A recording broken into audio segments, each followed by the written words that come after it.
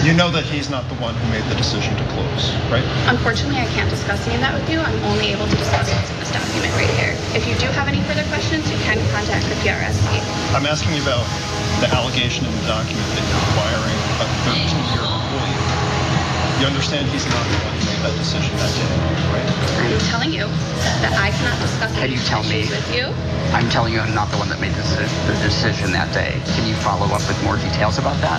I cannot. You can contact the PRSC to follow up with details on that. I can only discuss what's literally written in this document. This is what I'm asking you is related to this. This is extremely undetailed. Okay. This says nothing. Okay. So as a 13-year partner, I think you owe it to me to at least have an explanation of the files, of the charges that you're accusing me of. You are going to have to contact PRSC at this point. More Perfect Union there posting this video to get some attention around this video of a 13-year shift supervisor over there at Starbucks that was fired very calmly, seemingly in the middle of a Starbucks, is what it looked like. You can't see that 13-year employee. He's seated on the right side behind that gentleman in the white shirt there. So you can't really see him, but you do hear his conversation with, I assume, is their PR folks or folks that are firing him there. So his name is Sam Amato, and he's also a union leader. That could be part of this whole thing as we're gonna flesh out here, because as Starbucks has been dealing with this unionization of many of their workers across the country, there's been a lot of pushback and fights. Let's go to some details, because his firing was for this minor reason, but he claims it's because of these other things. So again, he's a 13-year employee in Erie County, and he was let go by the company on Friday for violating store policies. He says he didn't break any rules and alleges that he was let go because he's a union leader. We don't have to talk about where the story is, but they did decide to unionize in March of 2022. So his firing was such an outrageous thing for many of the employees there. They also staged a walkout. Let's watch what they did in response to that firing. Yes. You guys have the right to walk out right now. You want to walk out right now because you know that this is not right what they did, and you are legally protected to do that. I would do it. I'll do it. Let's do it. Let's go. Let's go.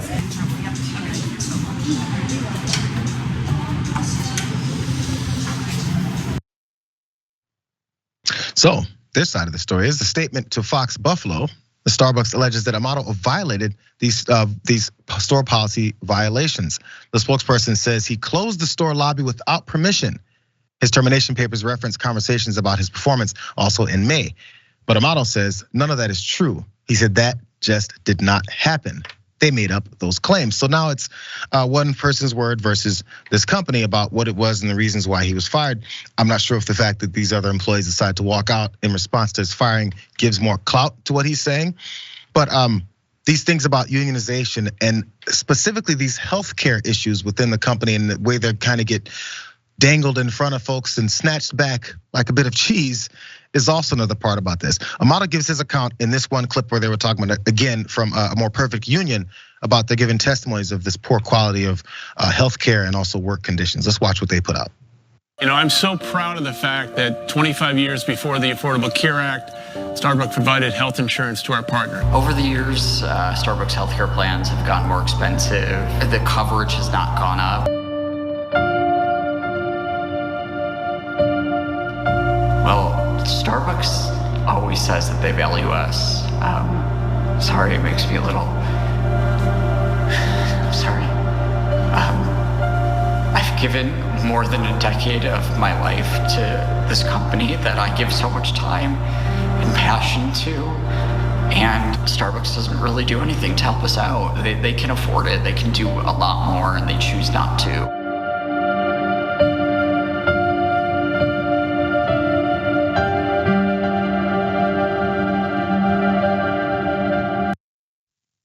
Farron, it's a bit of a trend because Starbucks has fired over 20 US union leaders in recent months.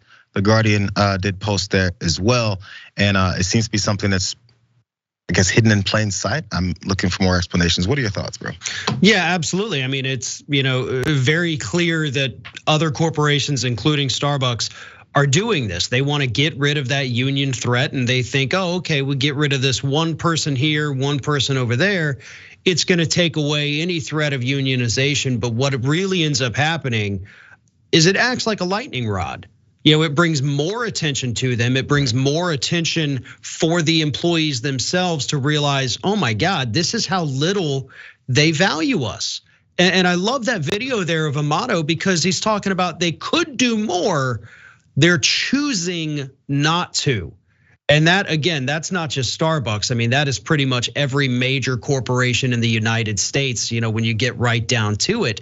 This is what they're doing. They could do more, but it's gonna eat a little bit away from their profits, so they don't. They could go out there and negotiate better healthcare plans with these insurers, because if people are not, if you don't understand how that works, if you've never worked in HR, that's actually what happens.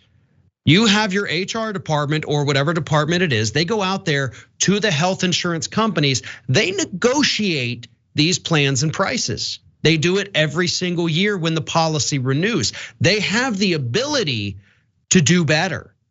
They don't do it because a lot of places will actually incentivize the HR department saying, we give you a bonus if you save us money on these health insurance plans. So they pick the crappy plan, they get their bonus, the company saves money, the employees are paying even more out of pocket and getting even less in return. That's what happens, and I think that, to a degree is what Amato was also calling out there. And the guy gave more than a decade of his life, and you would like to think that after giving that much of yourself, your prime, to these companies, they would value you, but all they look at these people as is you're expendable. Okay, we fire you, guess what? I got 10 other people over here I can promote to your situation. We have all the power, not you. But those workers in that store that all walked out, they proved otherwise. Yeah, this is a direct, I want to use the word consequence or result maybe of the hyper corporate nature of our capitalistic society. It's like their purpose, they'll save money wherever they can because that's their entire purpose from the top of this entire thing. Shareholders, they care about a 13-year employee, they care about extra couple dollars. And that every policy will be implemented to make sure that happens. And anybody gets in the way, it just is in the way.